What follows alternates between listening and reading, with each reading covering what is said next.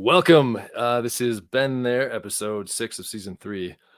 This is a fun one. I always like it when I get some former people that I knew back in the day on the show this time. John McDermott is with us today. I knew John a little bit back in Taiwan. He was a little bit older than me. Sorry, John, I had to throw that in there. But yeah, it's yeah, this is gonna be fun. I love the one thing I liked about the show more than anything is I get to learn about people that I did know, years ago and kind of check in and see what they're up to today. And this is definitely one of them. So John McDermott, thanks for being on the show, man. How you doing? Thanks for having me. I'm doing good. Yeah, it's all good. It's all good. So I start these off by just letting the guests kind of explain their upbringing. Obviously, this is a show mainly about third culture kids, which you were and are.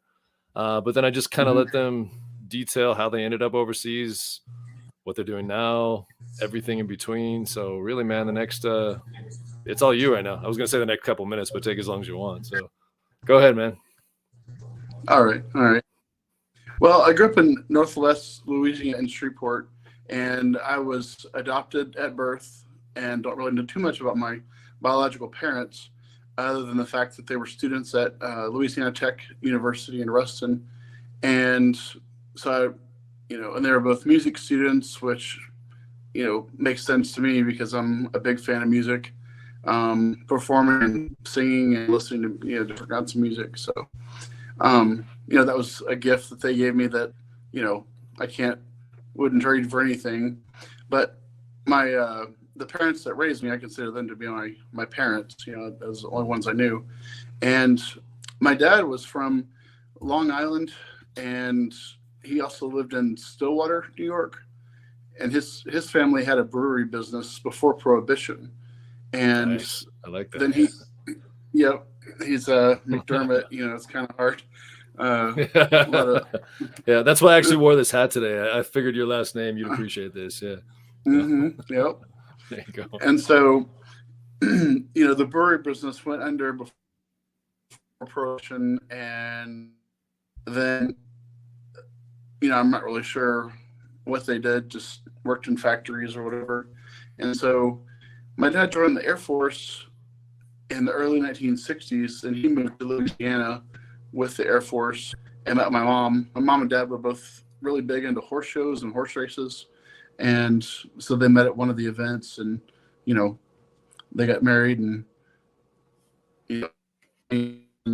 my sister a little bit later. And everything was rocking along in Louisiana, and then we get the notice that we're coming. We're going to be moving to another country. It's like, okay, let me process that for a little bit. And how old were you? You were what? Junior in high school? 16 ish. Okay. Yeah, junior in high school. Mm-hmm. And so, it wasn't a bad thing at all. It was like, oh, it's brand new experience. We traveled a lot.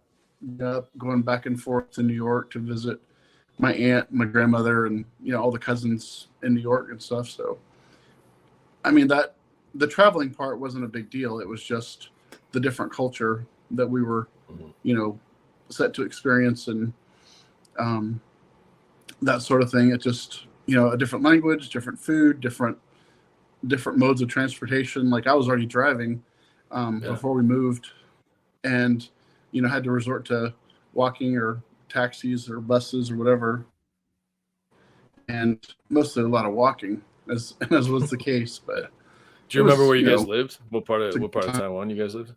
Or Taipei? I mean, what part of Taipei did you guys live in? Do you remember?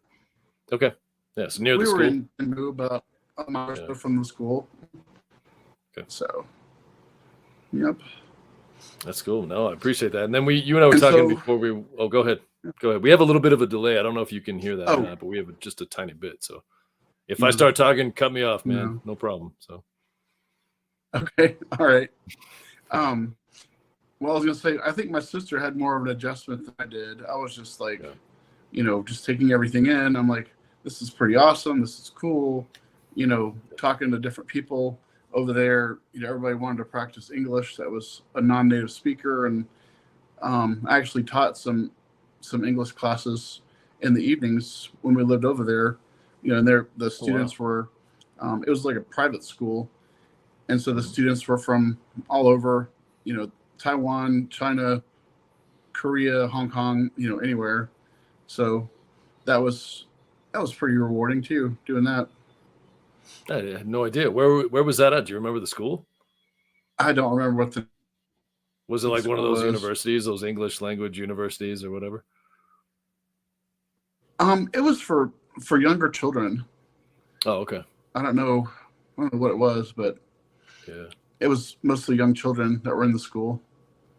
So Well, I want to kind of going from there, and I appreciate you kind of familiarizing us with your background. That's as someone who grew up the same way you did. All of us have a background on how we ended up overseas, so I appreciate that. You said your dad was with AT&T and he was an engineer, right? That's how you guys initially ended up Right. overseas. Okay, and then I think we talked about this before we went live. He had the option of either going to Taiwan or Mexico City. That's correct. Okay. And did I he think choose to go to Taiwan, or did they sooner to go to Taiwan?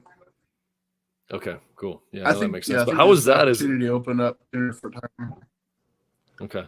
So how was that? I want to kind of dive deep into that because I'm curious. As I was only 7 when we moved overseas, so I mean life didn't change drastically for me because I just always assumed as long as there were kids my age and I had play buddies and sports and all that stuff, everything was going to be fine, which it did. We were in Hong Kong, but I can't imagine being 16. Here you are, like in the prime of your teen years, you're starting to drive and all that. And how was that? Were you mad about that, like being uprooted at that age? Because I don't know too many people that there are definitely plenty because it happens all the time, but I don't know too many that were in their teen years that moved international. How was that adjustment? Just the age, I guess. Yeah, it was a little challenging, but leaving behind friends that I'd known since I was, in kindergarten and stuff like that. And but I'm like, well, this is, I was kind of looking for the silver lining in it, as I always do. Like, this is going to be so much better for me in the long run. Right.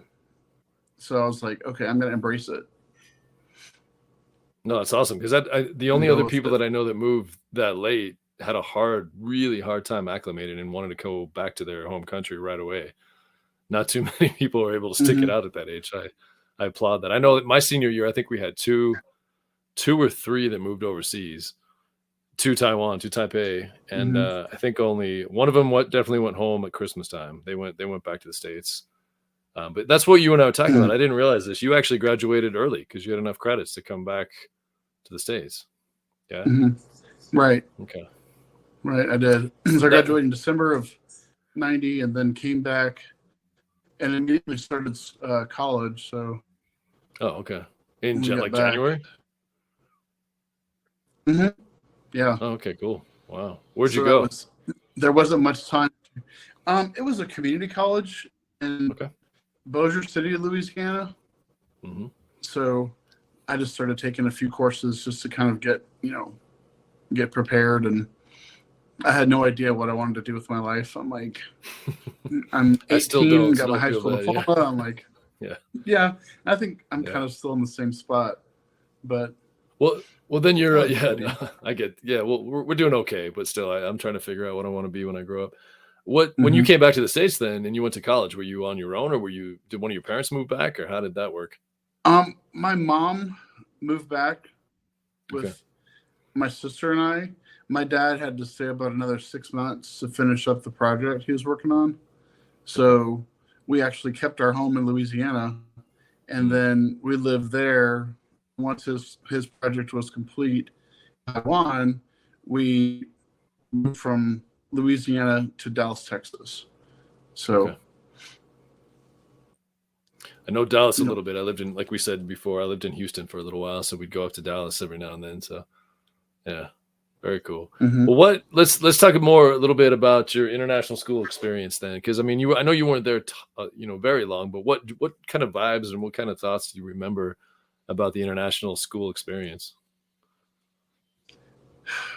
Well, I think I wouldn't say it was a better education than I would have had anywhere else. It was just different. Just the ability to take different, like East Asian history and taking Mandarin Chinese and just the different opportunities I had, like taking lifetime sports and going golfing or bowling. That was not something that you typically see in a high school in Louisiana or the United States for that matter. And just, I don't know, it seemed like all the teachers were just very passionate about what they were doing. And, it doesn't seem like that exists anymore. Everybody's just like kind of going through the motions. Yeah. From what just see my kids in school, and I'm like, if you got a problem with something's going on in class, bring it up to the teacher. You got to be bold and, not just sit there like a wallflower and, not do well in school. So, How old are your kids? my son is 15 and my daughter's 13. Isn't that wild to think he's about the same age you were then when you moved overseas, right? That's pretty wild. Almost both of my kids were almost the same age as me and my sister. Yeah, I remember your sister. It's Mem, right? Yeah, I remember Mem. Yeah. Mem. Yeah. Yep. I'm trying to think of because my biggest thing about the international school experience, I agree with you. I mean, back in the day, especially, but teachers were definitely passionate about what they were doing. I think as someone who's been a teacher overseas, or in that system overseas, I should say, because I was an administrator, not a teacher, but yeah, it's a different group of, I'm not going to knock teachers at all, because that's what pays the bills right now for me. But I understand what you're saying, because I do think I will agree with you that I do think that some teachers have milked it and kind of checked out a little bit. Times are an interesting thing right now, and I'm not necessarily knocking teachers. It's a rough gig. I mean, I've been doing it in the 20 years, I think, is what the last check-in was, but it's a hard gig, so I'm never gonna knock teachers. But there is something different about international school teachers too. I think they really do. I'm putting my foot in my mouth, because whoever's watching this, if you're a teacher in the States, I'm not trying to say we're all lazy, because trust me, I have those days where you just want to check in and check out. But that's not what I'm saying. What I'm saying is it definitely takes it's a different type of person that goes overseas to be an international educator and live that lifestyle. And on the flip side, being an international student too, because I mean, the one thing, I don't know if you can definitely relate, but I don't know if you agree with this. To me, always the coolest part about the international experience was just how many different cultures were represented. Yeah, it was Taipei American school, but we were talking to kids from Japan, from Europe, from all over the place. And that's something I wish there was a way to acclimate that stateside somehow. And I don't think that really happens until you get to college. But yeah, I don't know if you experience the same thing or not. I'm not trying to lead you in an answer, but just yeah, which the same thing. I mean, is that kind of what the positives of international? And then if you have negatives about international schools too, tell me about that. Yeah, I mean, I would have to agree with you. I mean, we're coming from Canada, South America, Europe, and just any country in Asia. It's like you get a much broader group of people to interact with, and I think that's a definite plus on the international side. So yeah. I think that's one thing that I miss, is just like, I was talking to this guy from, he was from Hong Kong or whatever.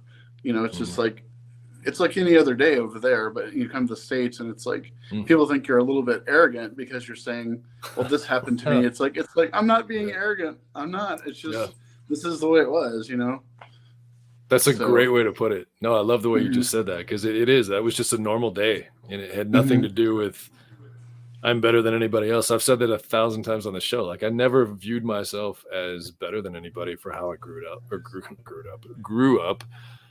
It was just what it was, right? That's what I knew. That's how my life was. I thought everybody was doing that, to be honest with you, because we moved at such a young age. I moved at such a young age that I just thought that's what people did. They went to like second grade in the States or wherever they were from, and then they moved elsewhere. I was a weird kid. I'm still a little off, but I just assumed Yeah. that that's what normality Sorry. was until I really got back stateside and realized that no, we're a special group, right? And it was a lifetime of memories crammed into a couple of years, but it's not better, it's not worse, it's just what it was. So Exactly. yeah. And when I was over there, I got to babysit some children, and they were from South America. They were from Chile, and Oh, cool. that trip I took was with the children's dad. We went to, like I said, India and United Arab Emirates, and we went to Kenya and Tanzania on safari. And so, but their dad was like, he's like, yeah, I've done this trip like 5 times already. And I'm like, I'm the newbie going to Africa. And I'm like, okay, I was just getting acclimated to Taiwan. And here we are in Nairobi, Kenya, about to get on a plane, a little 8-passenger plane to go to Tanzania.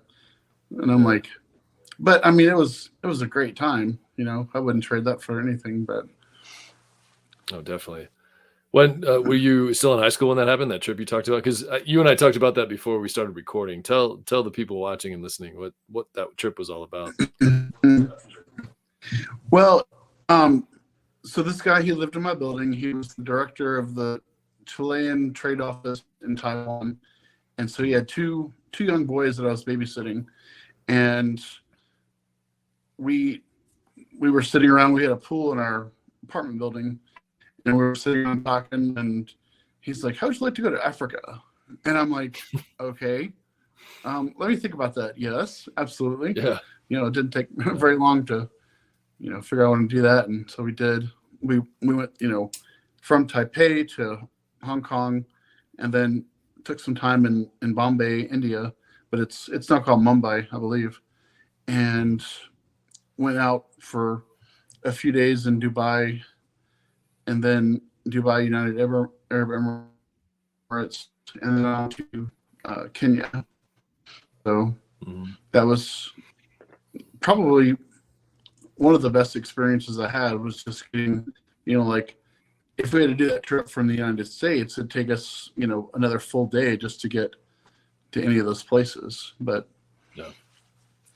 coming from Taiwan, it was a little bit easier of a trip. So. How was the safari? I've always wanted to do that. I've never gotten there yet. But how was the safari?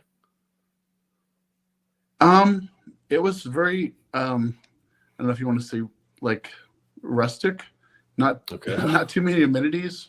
So we were sleeping in tents. They were tents that had like a concrete floor and mosquito nets, and that's about all that we had, keeping us from the wilderness around us. Wow.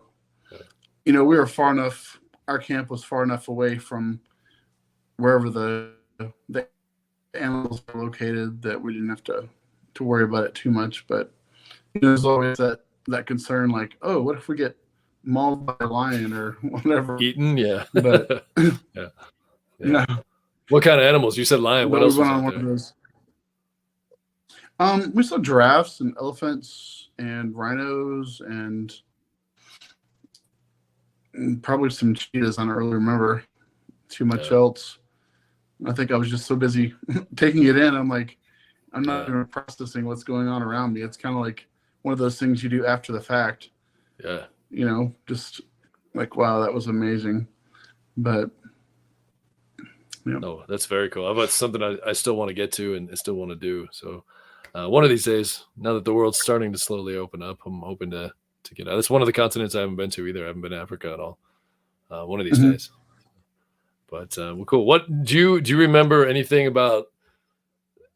I'm kind of keep going back and reverting here, but going back when you first moved overseas, do you remember any kind of lost in translation stories when you first got there? Any kind of expat living situations where you wish you would have known now what you knew then? Did I say that right? Yeah, I think so. Any kind of good stories, like funny stories? I always like to hear these lost in translation stories. Well, we were, just moving over there, and I was actually talking to my mom about this earlier today, and she reminded me of a story. We were out shopping, and so it was hot. It was, summertime, and we're like, okay, we're gonna go in and get some tea or something cold to drink, and we sat down and we ordered tea, and we were from Louisiana, so we were expecting sweet tea and an ice cold, with ice and stuff like that. No, they brought out hot tea, and we're like, oh Jesus, help us, we're gonna die. It was so hot. But that's funny. Yeah. So yeah, if you move to Taipei, like in dead heat of the summer, good luck. That's super humid, super hot, super everything. Yeah, I remember just, you talked about taxis before, and that was always the wild thing, because back in the day, I think I was 11 when we moved to Taipei, but it was normal for an 11-year-old by himself to hop in a cab and take a 20-minute cab ride back home. It's just that. But I do remember there were times where, even as an 11-year-old, like getting lost in that translation issue of like, oh, I don't know where we are. I don't know. Nowadays, I mean, it's a lot different. People, most people in the international life have drivers, and it's not as open. But I love the fact that we grew up without cell phones. I love the fact that we had, I didn't drive, you were driving, but I felt more free sometimes. I got to be honest, I felt more free just because I could hop in a cab, I could get on a bus, and no questions asked. Kind of knew where I was going, and if you could speak enough Mandarin to get by, it usually wasn't a problem. But right. I keep going back to that driving thing. I don't know why that's in my head. The fact that I don't think I've had anybody on here that like moved overseas that late. So that's just mind-boggling to me. That I'd probably be more mad about that than anything else. But you adapt. You're right. You adapt, I mean, there was a trade-off. Yeah. It's like there's a trade-off. It's like, well, okay, I can't drive, but do I really want to drive with 30 motorcycles at traffic, and then 4-lane highway, and there's like 7 cars, taking up all that space, and it's like, no, I think not. Yeah. But like my dad, he drove when we lived over there. Yeah, so did my parents. But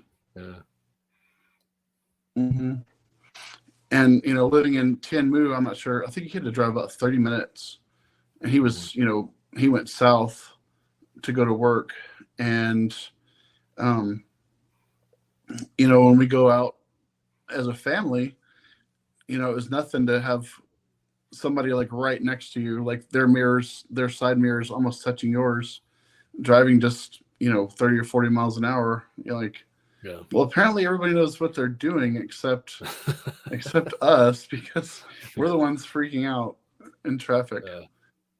So I remember those scooters that had about 5 or 6 people on them. It was just insane. Like a whole family of 5 was riding around on a scooter. And then there were animals, dogs, cats, you name it. They'd carry that too, and they still do. Even when I was in Shanghai just a couple of years ago, you'd see the same thing. But it was more impressive than like, what are you doing? I was just shocked that it's a good have at it. Like good for you guys. But it was always one of those things like that. It's always just no matter how long you live overseas, there are always things that still kind of shock you.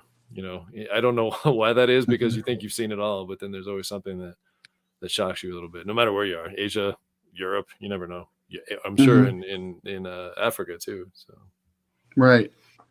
Well, like as I'm a truck driver now, so I see all different kinds of traffic all over the U.S., and it's mostly Chicago and Illinois. Let me hide my Chicago Cubs allegiance. Yeah, I've got all my Chicago Cubs stuff behind me, so I should probably hide my.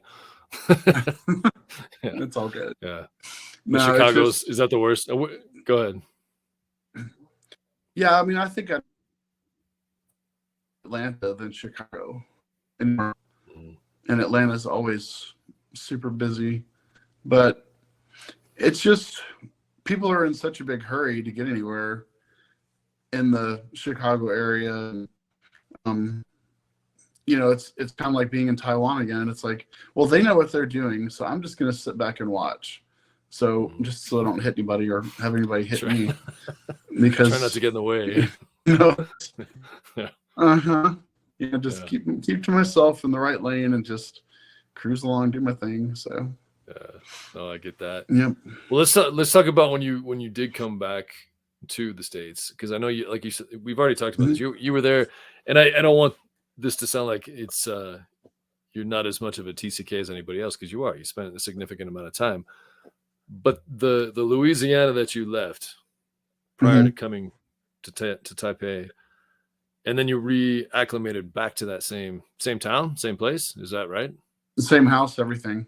Oh yeah, that's right, same house. Yeah. So was it exactly? I'm just always curious when this kind of story is out there. How was that translation or transition back? I should say. Was it just like where you picked off of, or was it a totally different place? And how does that work? From you only got a year and a half, but that in a year and a half, a lot can change. So. Yeah, I mean, I kind of felt like I was out of place and out of time. Like I'm like, this is. It may be exactly the same as it was, but to me, I'm seeing it from a different viewpoint or perspective, than maybe somebody that had never moved away or, been through any other experiences outside of the U.S. So, yeah, go ahead. I think, I mean, like I still have the same friends basically that I had before. Did they treat you the same? Back, did those same friends, did those same guys treat you the same, or? I felt like it was a little harder to relate to them because, they had limited understanding of what being overseas looked like, how it was. And, it was still fine, but I just kind of felt a little disconnect with them on the back end, coming back. Now, how was it when you got to college then? Was it more because people were from kind of a different vibe and different scenarios? Was it easier to relate to them? I'm sorry, you're breaking up there. Oh, can you hear me okay? I can now. Mm-hmm. Okay, yeah. I just wondered if it was better when you went to college and then you were around more people that had more of a diverse background. Yeah, I think it was. I did 6 months in a community college in Louisiana, and then we moved to Dallas, and I went to a university there, the University of North Texas in Denton, and there weren't so many international students there as I had hoped for, but that's what it was. I had one roommate that was from Korea while I was there, and he was significantly older, but at least it kind of felt a little bit more like, what I would say home, somebody from another place that, he was a native of South Korea, but still just to talk about different cultures. And, that was pretty good. I'm sure he was relieved to find someone like you who had been to Asia and had spent some time overseas. Oh yeah, definitely. Yeah. So just not your typical American, I don't well, that's what if there is these days now, man, there's no typical anything, which is a good thing in my opinion. But yeah, I've said this I think a couple times, but when I first moved back to the States as well, I went to a smaller school just because I wasn't, a lot of reasons. I want to play baseball. I wanted to keep the sports thing going, but I hadn't lived in the States in over 10 years. And that doesn't seem like a long time, but when you're 7, when you leave and you're 17, 18, when you come back, that's a significant amount of time. Right. And so I was the same thing. I was curious to see who the international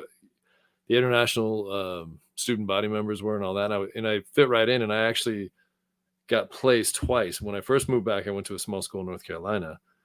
And I was immediately pushed into the international side of things, which I actually loved. It was not, I didn't take it as a knock at all. I loved it because those were the students that I could relate to more than just even my teammates on the baseball team. But then when I got to Boise, I transferred to Boise State and finished at Boise State. By the way, you said North Texas, right? The University of North Texas in Denton. Yeah. I think just that's north of Dallas. Okay, so the reason I bring that up, it's December 4th right now, and I don't know if you're a huge football guy or not, but my Boise State Broncos, I think, are playing your North Texas, whatever they are, in a bowl game. It was just announced a couple hours ago. Totally off the page. It's not any part of these notes. Okay, Eagles, there you go. But yeah, we looks like we're playing each other in a bowl game. Go figure. But when I moved to Boise, the whole point of this story is when I moved to Boise, I had a roommate that was Asian American. And when we got there, I've told the story so many times, I should probably just retire it. But on the door when I Sorry. walked in, there was my name. There was my name with a Taiwanese flag underneath, Uh-huh. and there was his name with an Asian last name and the American flag underneath. And everybody just kept coming in our room, like telling me, "Hey, I think they got your names backwards and the flags backwards." And it was like, actually, no, it's kind of true, because that's where home was still to me at the time, which gets me back to the always ever popular question of TCK is, where do you view home to be? Because I mean, you now, especially being a truck driver, where is home for you? Really, I haven't figured that out. I mean, I've spent the longest time in Missouri since I moved back. I lived in northern Missouri for a little bit, and then I moved to Springfield, Missouri, and my kids are here and go to school here. So, I mean, I would say Springfield, Missouri is pretty much home. Yeah. It's, I like it. And, like I said, my kids are here. And so it's. Yeah, that makes sense. That's how I feel. Yeah. I'm not from Utah, but my wife's from here. And so it's just kind of, this is where she is. This is where we are right now, but you never know. I get that itch. Do you still get an itch to leave and to go places and to move, I guess? Yeah, I would like to. I mean, I think I'd rather live in a bigger city, like Kansas City or St. Louis or something like that. It's like Louisiana. It's hard to say that Louisiana could ever be my home again, because I go there and that's the only place in the country I get lost when I'm driving. Really? I'm like, that's funny. I don't know where I am. That's funny. Uh-huh. What does your and I want to stay on this topic for a second, but does your international experience, does that still play, like, is it kind of in the back of your head at all times? I mean, does that play a part in your life today still? I mean, I would say so. I think that was my, what prompted me to be a truck driver is that I am, kind of a gypsy, and I like that life. And, I like going to new places and meeting new people and trying different food. And, I think that's just so ingrained in my personality that that's kind of what I have to do to keep myself from going, just feeling like I'm, stagnant or whatever. Yeah. Isn't that funny though? You were only overseas a year and a half, but look at how it transitioned you even now, even today. Like, you like to be learning new things, going new places. And I'm the same exact way. I mean, it's very hard for me to be in the same place for a set amount of years. Usually it's that 3 to 5 year itch. Once I'm there for a little while, it's like, okay, something that intrinsically just ticks in my brain, like it's time to go somewhere else. And I think that's just a product of growing up the way we did. We were so used to moving and transitioning and acclimating. We didn't have a choice. It just was what it was. But I think, even today, I think about it all the time. I think about people that are still overseas that I know, and even my newer experiences of those people that are in Shanghai. I wasn't there very long. But I still think of just that experience all the time, and places I haven't been, places I still like to get to. So is there any place you'd still like to get to? Oh, I mean, it's probably a shorter list of places I would not want to go. Wouldn't? I mean, it's like, I have, always wanted to go to Ireland, Scotland, England, Italy, France, Spain, just Europe. That's, one thing I'd really like to do. And, still being able to speak Spanish, that's, I think, a bonus, especially going to Spain and even to like South America.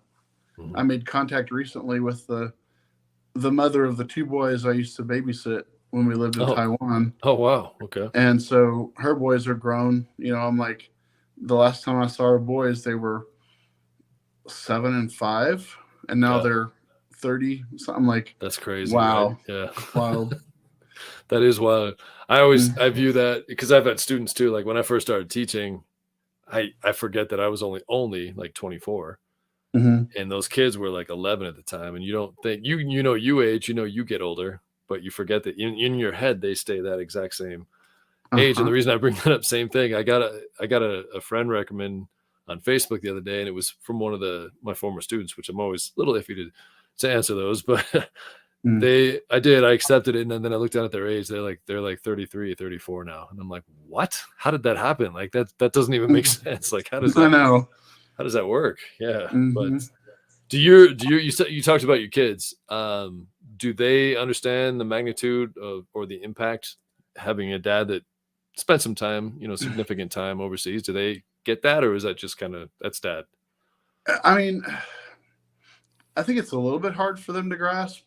Mhm. Like I try to explain it as much as I can and just say, okay, well, like I was taking my son to work. He works part-time, and I was kind of showing him my answers to, the questions you'd sent me. And Mhm. he's like, I didn't even know you almost had the opportunity to go to Mexico to live. And I'm like, yeah, it just was one of the options, so, and he's 15. So he's, you know, he's all like we were talking about, he's almost the age I was when we moved overseas. And I'm like, I wish there was some way he could experience just a Mhm. taste of that, him and my daughter both. But I don't know how that would work. Yeah, I was just gonna 'Cause, ask you that. Have they been outside the country? Have they gone north? Not no, they yet? haven't. No. I mean, Yeah. they've been to, Florida and stuff like that. And I said, well, let's Oh, go. Florida, some people would argue that Florida's a different country, so that Some works. parts. There you go. Yeah. No, there's Yeah. still time. They're young enough. Hopefully that happens. So you were talking Hmm. about Europe. I for a long time I had only been to Asia and in Hmm. the States but Europe, man, if you can go Dublin, Ireland, and just Ireland in general, I mean that's whew, yeah, it's tempting. I've been there once, but I feel like it's a second home already. That's a great place. And my wife and I Hmm. have been to Italy a couple times. That's a great place too. I haven't ventured too far outside of those two places in Europe, but yeah, you said Dublin. When you said Ireland, I was like, oh yeah, yeah, he's got to Yeah. go. I'd like to get to Scotland. Haven't been there because I've got a little bit of Scottish roots with me as well. But Ireland, that's half the reason I went, just because it was I've got Vogel is German, but and my wife's Hmm. side of the family's from Germany, and we've talked about going over there. But most of my heritage is Irish, and so when I finally got there, it was like, here I am, motherland, right? So it was pretty cool. So, but yeah, I Hmm. highly recommend Dublin if you ever, and even outside of Dublin, it's fantastic too. Hmm. Well, I did the 23andMe Hmm. thing with my kids because being adopted, like I don't Yeah, know 100% what my biological makeup is. So, yeah, that's and true. it came up, predominantly English and Irish, and I'm like, well, Mhm. okay, That that works. works. Yeah. Yeah, so we're all good there. Yeah. Wow. Wow. Yeah. Yeah. I keep forgetting that too, that you were adopted as well. Does that make it even trickier then to like your overseas experience and then coming back and acclimating? Does that still have an effect on you too, just being adopted, or is that you're all good No, with I that? Or think day to day, it really doesn't change who I am. It's just, yeah. I feel blessed that my parents, gave me up for adoption and gave me the life with my parents that I had. Yeah. So I'm like, I don't know what would have transpired had I, Yeah. because I don't Right. know their names Where or you'd anything be. like that. But Yeah, but it's wild to think of where you'd be, right? If that hmm ever happened. Yeah, that's wild. So yeah, you look at all the experiences you got, and that's I'm sure. I mean, I wasn't adopted. I'm not going to try to understand everything in detail, but yeah, hmm the good definitely outweighed the bad, though. I mean, it's tricky because you don't know your entire roots, but look at the life you've been able to live. right, Yeah, that's pretty cool. That's definitely. pretty cool. Well, what kind of message if you were to hear about a family that was in the same shoes as you, finding out that they're either moving overseas or they currently just moved there, what kind of message would you send to families about that experience of living internationally? I would just say, just embrace every moment that you have, and it's usually a once in a lifetime opportunity to do something like that. I mean, like you were saying, you've been able to go back to Mhm. Shanghai and all that, but for for most people, if they lived overseas, you know, that's that's a once in a lifetime opportunity to just to go ahead and seize it and make the most of it, and just take everything in as it comes. And you know, I'm really happy that I was able to do that myself, and would wish someone just to embrace it like I did. Yeah, I mean, you probably can relate to this too. I mean, there are so many positives, about the international experience, but there are negatives. I mean, let's just call it what it is. I mean, there's a lot of negatives too, and it can be a scary situation at times, depending on no matter how old you are, right? But I agree with you. I do think the good outweighs the bad, and just if you can just usually get through those first couple months, I think, and you just allow yourself to enjoy the moment. I think that's the biggest thing. A lot of people get over there so nervous that it's going to go wrong instead of view Hmm. it as what could go right. But then it's also a situation it's hard to really grasp how it's going to be until you're there, right? You can't, nobody can. I mean, my experience was probably different from yours, even though you and I lived in the same, town. Hmm. But I would like to think that, the commonality is we both had a good experience. However, I know there's people that don't, but I think it's something, it's a different situation for everybody until you're Hmm. there, right? But Right. it's definitely, if you ever get the chance, man, yeah, yeah. So no, I It's life appreciate that. changing. Yeah. Yeah, has your sister been back at all, or has anybody been back, or is it just no? No, no. She pretty much, she was younger than I was when we were Hmm. over there, and she pretty much made friends. She went to Texas A&M Okay. University, and she's a librarian in Oklahoma Oh, now, nice. Very cool. and has 3 kids. One in college, Good and Lord. See, that makes me feel old. Yeah. Yeah. so Yeah. he just started. When was it? He just started this fall. So, Okay. and then his my nephew's younger sister, she'll be going to college next fall. Okay. So, yep. But No, that's she's cool. really, I mean, they lived actually, they did live. They were in Bryan College Station, so Texas A&M, that Hmm. area, and then my brother-in-law got a job with the federal prison system as an educator, Okay.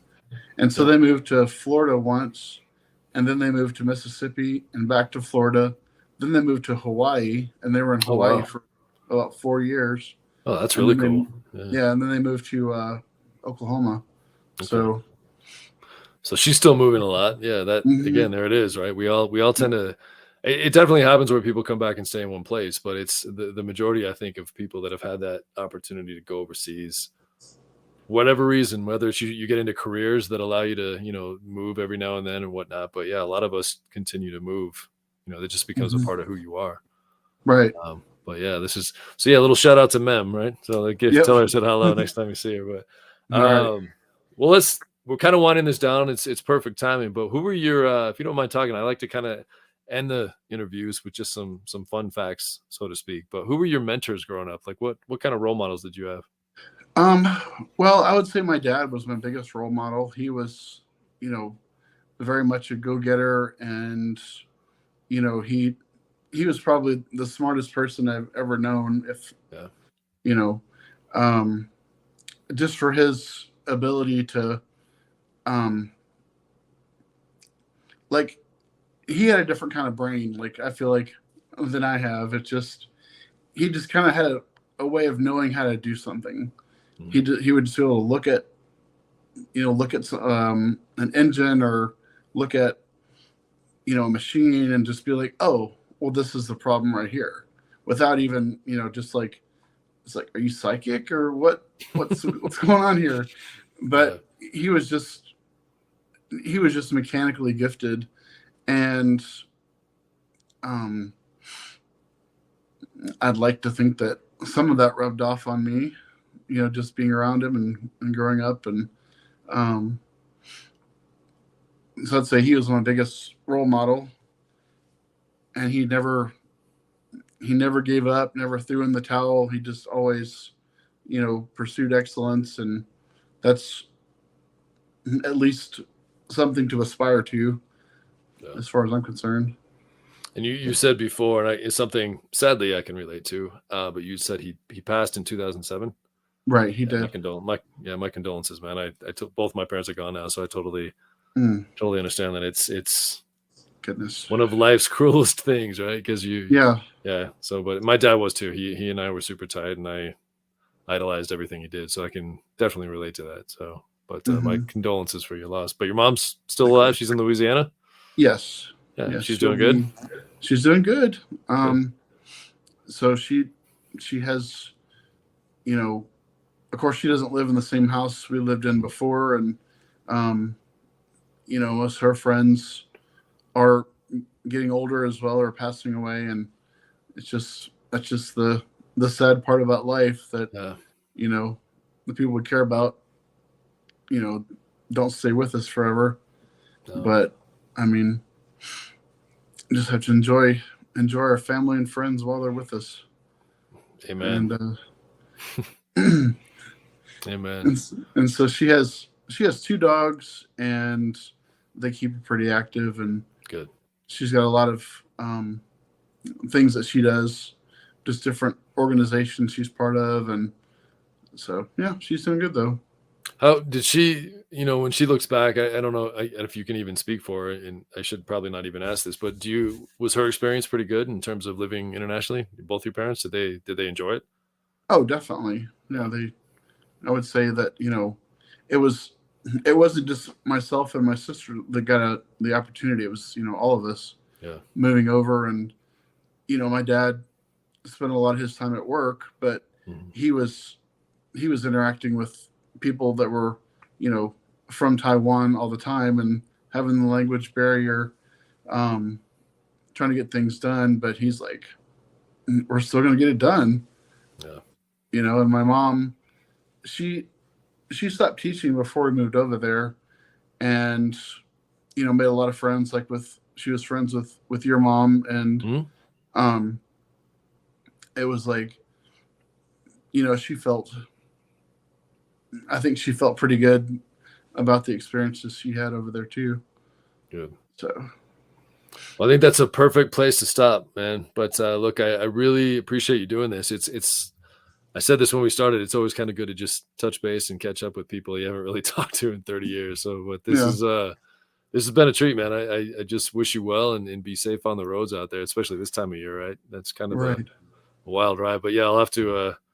I laughed when you said Chicago, because that's where we lived before we moved overseas. So I have kind of a little kinship to Chicago, but I agree with Hmm. you. It can be a madhouse in the city and driving and all that. So, Right. but man, hey, I appreciate this, and I appreciate what you do. You keep things moving on the road, but be safe. All right.